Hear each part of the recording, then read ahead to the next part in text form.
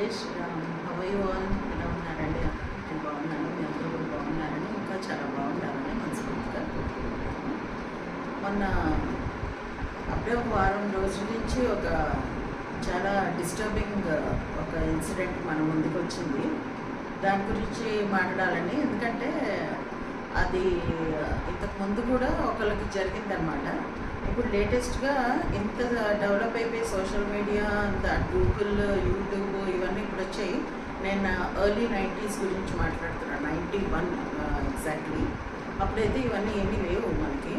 So ఏదైనా ఎవరైనా చెప్తే నమ్మి ఇష్టమైతే చేయడం, లేకపోతే లేదు. అది కంప్లీట్గా మన మీదే ఆధారపడి ఉంటుంది. ఇప్పుడైతే అలా కాదు కదా, ఎవరేం చెప్పినా మళ్ళీ మనం దాన్ని రీచెక్ చేసుకునే ఆప్షన్ అయితే ఉంది. అలా అయినా కూడా వాళ్ళు ఎవరు అలా చేయకుండా, ఎవరో యూట్యూబ్లో ఏదో చెప్పారని మొత్తం ఫ్యామిలీ అందరూ అది ఉమ్మెత్త ఆకులో మరేవో తిని ప్రాణం మీదకి తెచ్చుకున్నారు అన్న టాపిక్ గురించి మాట్లాడుతున్నట్టు. ఇప్పుడైతే ఇంత సోషల్ మీడియా డెవలప్ అయిపోయింది కాబట్టి ఇలాంటివి ఎవరైనా చెప్పినా కూడా యూట్యూబ్లో లేకపోతే ఇన్స్టాలో, లేకపోతే ఇంకా ఏదైనా, ఈ రెండే కాదు, ఇంకా ఎవరైనా పర్సనల్గా కూడా తెలిసిన వాళ్ళు చెప్పినా కూడా మనం సాధారణంగా ఇంకొకసారి రీచెక్ చేసుకోవడం అన్నది ఇప్పుడు అలవాటు అయిపోయింది ఆల్మోస్ట్ అందరికీ. యాక్చువల్లీ డాక్టర్స్ ఏదైనా మందు ప్రిస్క్రైబ్ చేసినా కూడా అది వచ్చి మళ్ళీ గ్రూప్స్ చేసుకుని కరెక్ట్ మందు ఇస్తున్నారా లేదా అన్నది కూడా చూసుకుంటున్నారు పేషెంట్స్. డాక్టర్స్ చెప్పినా నమ్మట్లేదు. అలాంటిది అంత ఇదిగా ఒకళ్ళు ఎవరో చెప్పారని చెప్పి మొత్తం ఫ్యామిలీ అంతా ఆ ఉమ్మెత్త చెట్టువేవో మరేం తిన్నారో ఆకులేమో అనుకుంటున్నాను. ఇప్పుడు వాళ్ళు ఏ పరిస్థితిలో ఉన్నారో తెలుసుకోవాలని నేను కొంచెం ట్రై చేశాను, కానీ నాకు ఏమి వీడియోస్ దొరకలేదన్నమాట వాళ్ళ మీద. క్రిటికల్ కండిషన్ అన్నమాటకు ఒక 1 వీక్ క్రితం నేను చూశాను. వాళ్ళు హాస్పిటలైజ్ అయిన విజువల్స్ అవన్నీ కూడా పెట్టారు. సో అది తప్పు అని ఇప్పటికే చాలామంది ఛానల్స్ వాళ్ళు చెప్పడం అయింది. అది దాని మీద చాలా ఇప్పుడు రీసెర్చ్ అవన్నీ చేస్తున్నారు అందరూ, ఈ మొక్కలు ఏంటి అన్నది. ఇంతకుముందు కూడా మనది ఒక కేరళలో ఒక ఆవిడ ఆ పువ్వులు టెంపుల్స్ ట్రీ అంటారండి, దాన్ని మనం తెలుగు టెంపుల్స్లో ఉంటుందండి యాక్చువల్లీ ఈ చెట్టు. దీన్ని మనం తెలుగులో గన్నేరు అంటాము. చాలా రంగుల్లో ఈ పువ్వులు ఉంటాయన్నమాట. అది ఆ చెట్టు పువ్వులు తింటే కూడా చాలా పాయిజనస్. ఆ చెట్టు పువ్వు లేకపోతే ఆకు అన్నీ కూడా పాయిజనస్ అని ఒక కేరళ ఆవిడ తిని చనిపోయిందని కూడా ఆ మధ్య మనం విన్నాము. సో పువ్వులు అన్నీ కూడా పూజకు సంబంధం అని అనుకోవడానికి లేదు, అలా అని కనిపించిన ప్రతిదీ నోట్లో వేసుకోవడానికి కూడా లేదు. So coming back to this ఉమ్మెత్త పువ్వులు, ఇది ఉమ్మెత్త అన్నది తెలుగులో మనం ఉమ్మెత్త పువ్వు అని అనుకుంటాం దాన్ని. చాలా మటుకు ఎక్కడ ఉంటాయంటే ఇవి ఎక్కువ మనుషులు నడవని ప్లేసెస్, కొంచెం చెత్త చెదారం ఎక్కువ అక్యుములేట్ అయిపోయిన ప్లేసెస్, అలాంటి చోట్ల కొంచెం నీళ్లు ఈ కాలువలు అవి ప్రవహిస్తుంటాయి కదా, మురికి కాలువలు అవి, వాటి పక్కన ఈ ఆముదం చెట్లోటి ఓటి మీకు చాలా ఎక్కువ కనబడతాయి అన్నమాట. దీని ఇంగ్లీష్ పేరు actually datura stramonium and it's highly poisonous.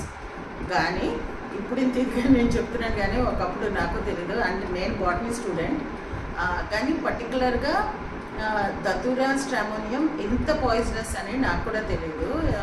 ఎందుకు నేను స్పెషల్గా నాకు తెలియదు అని చెప్తున్నానంటే, ఎర్లీ 90sలో ఒక ayurvedic doctor and family friend lady, ఆవిడ నాకు సజెస్ట్ చేశారు. నాకు ఇంకా నేను కన్సీవ్ చేయట్లేదు అని అంటే, ఈ పర్టికులర్ దతూరాది ఫ్లవర్ కాదు,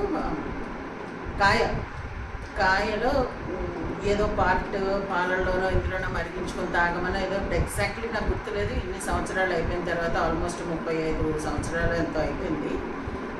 సో అప్పట్లో ఎలా ఉందంటే పరిస్థితి, 2-3 years అయిపోయింది పెళ్ళయ్యి, ఇంకా పిల్లలు లేరు అని చెప్పి ఇంకా ఎవరేం చెప్తే అది చేయడానికి మనం రెడీ అయిపోయాం అనమాట.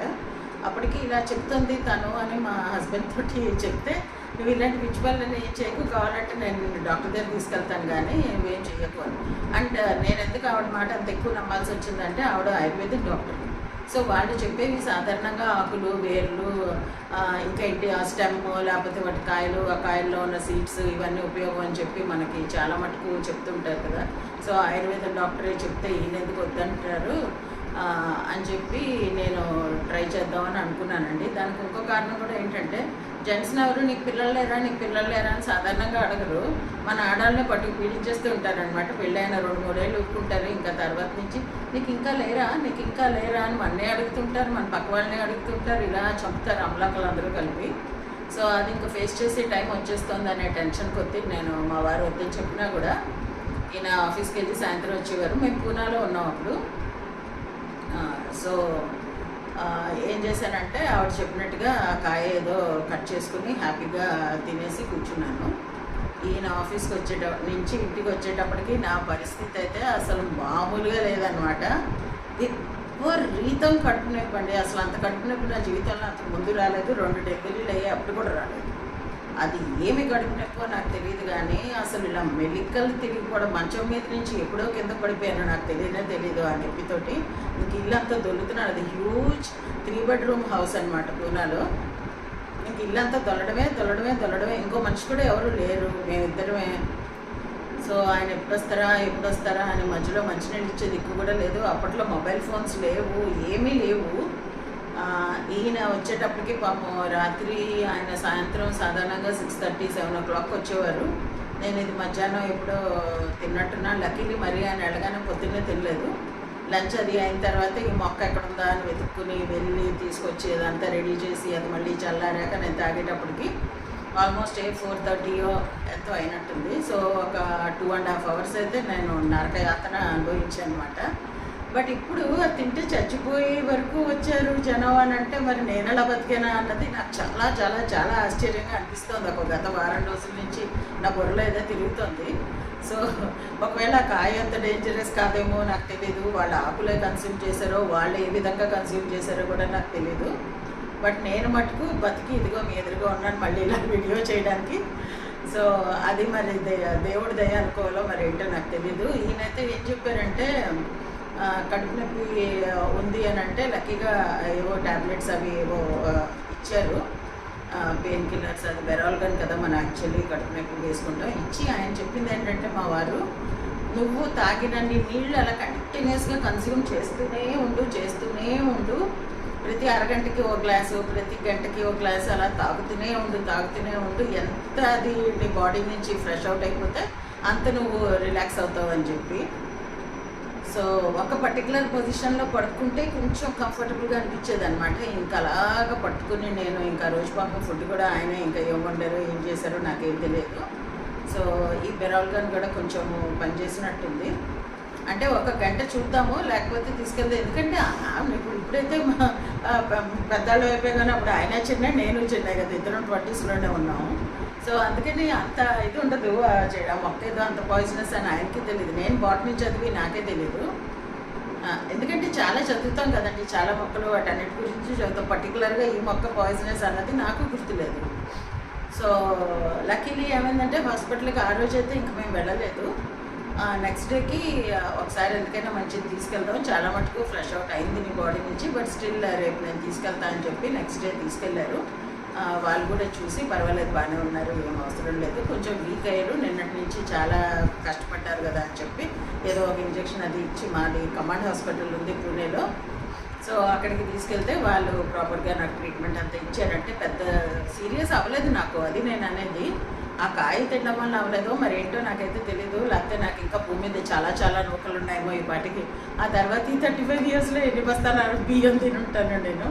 సో నాకు నూకలు ఉండడం వల్ల నేను బతికానేమో. వాళ్ళది ఏమైంది అన్నది నాకు అస్సలు దొరకట్లేదండి. యూట్యూబ్లో వెతుకుతున్నాను, నాకు ఎక్కడ దొరకలేదు. మీ ఎవరికైనా ఇన్ఫర్మేషన్ తెలిస్తే తప్పకుండా నా కామెంట్ సెక్షన్లో తెలియజేయండి. సో ఈ విషయం అందరికీ షేర్ చేద్దాము అని అనిపించింది అనమాట. ఈ సంవత్సరాలు యాక్చువల్లీ నేను మర్చిపోయినా, నాకు అసలు నా పిల్లలకు కూడా తెలియదు. ఇప్పుడు మా పిల్లలు వీడియో చూసినా ఆశ్చర్యపోతారు నీకు ఇంత జరిగిందా అని. ఎందుకంటే అది పెద్ద షేర్ చేసే విషయం అని కూడా ఇప్పుడు అనుకోలేదు. అది అలా కాలంలో ఏమంటారు కలిసిపోయింది.